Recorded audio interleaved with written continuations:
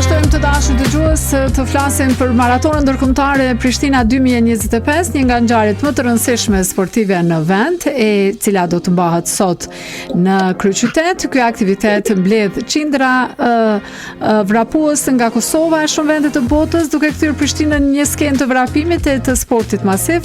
E për të mësuar më shumë për këtë ngjarje, do të lidhemi tani me Adrian Mazrekun, që është përgjegjës për media në Prishtina Maraton. Adrian, mirëmëngjes i dashur.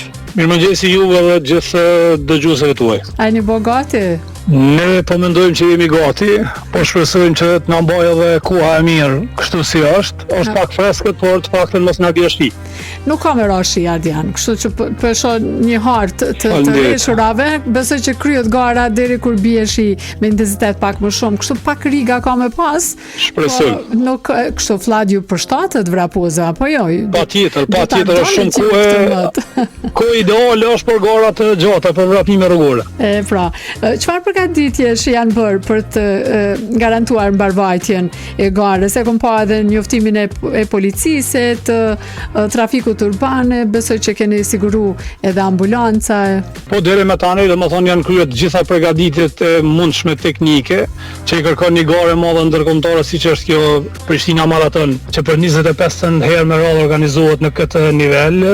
Dhe ne shpresojmë që gjithçka të shkojë mirë. Ne kemi kryer gjitha përgatitjet, gjitha emergjencat, duke përfshirë nga emergjencat e qytetit, policia dhe zjarfiksit, emergjencat e FSK-s, personat që përcjellin garën në terren me motocikleta, bicikleta, vullnetar, me vetura zyrtare. Një ndërmarrje e madhe, Ardi. Absolutisht, është një armatë e njerëzve që dikon në mbi 300 persona është numri i vullnetarëve apo i zyrtarëve që do të merren në organizim me çështje teknike, që të shkojë gjithçka mirë, duke përfshirë edhe policinë dhe emergjencat.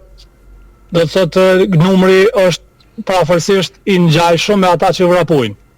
Gati sa kemi vrapues, kemi edhe vullnetarë që merren në organizimin teknik. Dhe ne bëjmë thirrje gjithë qytetarëve që ka përshkon në maratona të kenë kujdes, mos dalin në komunikacion në ato pjesë, sepse rrugët do të jenë bllokuara dhe nëse ata dalin i përkrojnë atletët që vrapojnë, sepse në këto distanca atletët ka nevojë për përkrojë edhe morale, një duart orkitje, dhe jo të dalin të pengojnë me mjetet të udhëtimit apo me diçka tjetër, ose të paktën të shfrytëzojnë alternativa tjera të rrugëve. Po, tashmë edhe policia ka dhënë njoftimin e vet se ka mundëmi me qarkullu pa e pengu maratona, sepse është një ngjarje edhe e bukur, është një kulturë që duhet ta mbrijmë edhe ne të gjithë bashkë. Gjithsesi. Adrian, ma trego këtë itinerarin kryesor, edhe sa i vështirë ka me qenë për garuesit. Po tash gara kryesore është 42 kilometra, ku në atë disiplinë janë më pak atlet, por të gjithë do të nisen nga sheshi këtu nga teatri. Dhe do përshkojnë rrugën te Grandi, do kthehen djathtas për shkak të punimeve që janë në pjesë kryesore. Do dalin në sheshin Bill Clinton dhe do vazhdojnë rrugën për Fushë Kosovë. Pastaj te lagja Marigona, do të shkojnë deri në lagjën Marigona dhe do të kthehen në rrugën e njëjtë.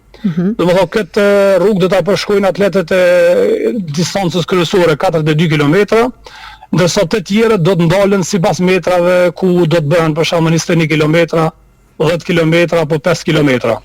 E kanë edhe atletët me nevojat e veçanta një vrapim me karroca. Interesant, po. Do nisen aty nga Grandi dhe finishi do jetë te teatri, po ashtu edhe fëmijët e vegjël kanë një vrapim simbolik nga Grandi deri tek teatri në finish. Domethënë një përkujdes për të gjitha kategoritë, për të gjitha grup moshat të kenë mundësinë të jenë pjesë e maratona Prishtina 2025. Një ngjarje shumë e bukur, Adrian, që ka sot, një pamje fantastike, po e shoh po më duket që tash.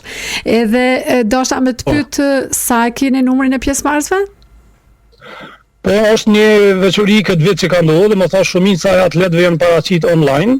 Dhe regjistrimi ka përfunduar më herët. Arsyeja vetëm është që ne kemi porositur medalje, sepse medaljet dhe reklamat që janë fanela, çanta bëhen shumë më herët. Po, sigurisht. Dhe ne kemi porosit duke u bazuar në vitin e kaluar, dhe kemi porosit pak më shumë. Mirë po na janë harxhuar medaljet dje në ora 14. Dhe është mbyllur regjistrimi zyrtar para kohës për shkak që ka përfunduar numri i medaljeve. Ne nuk guxojmë, është praktik që çdo atlet që përfundon garën e maratonës ta merr një medalje në finish. Pa marrë parasysh a është fitues apo jo, ajo mbetet në sirtarin e tij si kujtim. Po pra, saqë. Dhe ne nuk guxojmë ta lejojmë që ne atlet që ka përfunduar garën mbetet pa medalje. Për këtë arsye jam detyruar ta mbyllim numrin në 1200, atë sa kemi pas edhe medalje. Që ka bërë këtu do shtohet numri me pjesëmarrësit e moshës së re fëmijët, të cilët janë pajisur tani me fanela dhe numra, por te çështja medalje do t'u përcjellim pastaj fëmijëve në për shkollat e tyre përkatëse. Po, sigurisht njoftohet. Që numri domethënë do të rritet, numri është me gjithë fëmijë e ka lënë 1300. Një numër i konsiderueshëm për i cili kërkon kujdes të shtuar edhe në aspektin e sigurisë. Ardian, përmes më të marr shumë kohë se e di që ti ke punë shumë sot në këtë mëngjes, për te sportit, çfarë mesazhi përcjell maratona e Prishtinës për qytetin? Po maratona e Prishtinës këtë vit e ka një moto, lëvizë hapin, lëvizë qytetin. Do të thotë kemi dashur të gjithë qytetarët të dalin të lëvizin, ta sprovojnë veten, dhe në qoftë se ata kanë problem me vraput, paktën të dalin të lëvizin dhe ta përkrahin këtë garë. Dhe kërkojmë nga ta sot që nëse s'mundën me vrapu, si në paraqit, të paktën të dalin, t'i përkrajnë, të lëvizin bashkë me këta dhe t'i përcjellin, të duar të rokasin, që t'i japin vullnet, ta përfundojnë këtë garë, sepse nuk është e lehtë për ata që vrapojnë 42 kilometra. Sigurisht. Ardiani dashur, uroj ta realizoni këtë ditë si është më së miri, ashtu siç e keni menduar në detaje këtë ditë. Faleminderit shumë për kohën tënde, edhe po besoj që prej orës 9 nuk keni më pas vonesë prej teatrit, thatë keni munis apo. Faleminderit juve, po në ora 9 prej teatrit. Kemi ju përcjellë edhe gjatë ditës se me ju dua trokit për këtë ngjarje të madhe që po bëni. Faleminderit shumë, e shumë kënaqësi të ishim bashkë në këtë mëngjes. Faleminderit gjithashtu. Dëgjues dashur, biseduam me Adrian Mazrekun, përgjegjës për media në Prishtina Maraton. Siç tham, sot mbahet maratona ndërkombëtare Prishtina 2025.